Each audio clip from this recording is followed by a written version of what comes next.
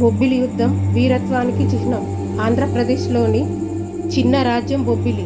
చిన్నదైన గర్వం, ధైర్యం, ఆత్మగౌరవం ఎక్కువగా ఉన్న రాజ్యం. ఇక్కడి ప్రజలు తమ రాజును దేవుడిలా భావించేవారు. బొబ్బిలి రాజు తన ప్రజల కోసం జీవించే నాయకుడు. మరోవైపు విజయనగరం రాజు అధికారం కోసం ఏదైనా చేసేవాడు. ఇద్దరి మధ్యల శత్రుత్వం పెరిగింది. చిన్న చిన్న విభేదాలు పెద్ద యుద్ధానికి దారితీశాయి. గౌరవం కోసం, ప్రతిష్ట కోసం యుద్ధం అనివార్యమైంది. విజయనగరం రాజు ఫ్రెంచ్ సైన్యంతో కలిసి బొబ్బిలిపై దాడి చేయడానికి బయలుదేరాడు. వారి సంఖ్య ఎక్కువ, ఆయుధాలు శక్తివంతమైనవి. బొబ్బిలి సైన్యం చిన్నదే, కానీ వారి హృదయం పెద్దది.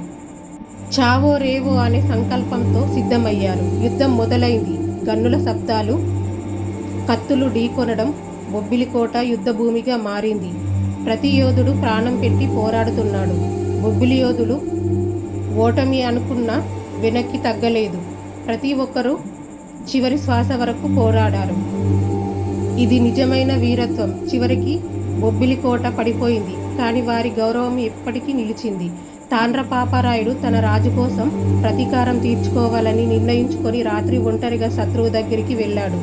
బొబ్బిలి యుద్ధం ఓటమి అయిన గౌరవం గెలిచిన కథ. ఈ కథ ప్రతి తెలుగు మనసులో ఎప్పటికీ ఉంటుంది.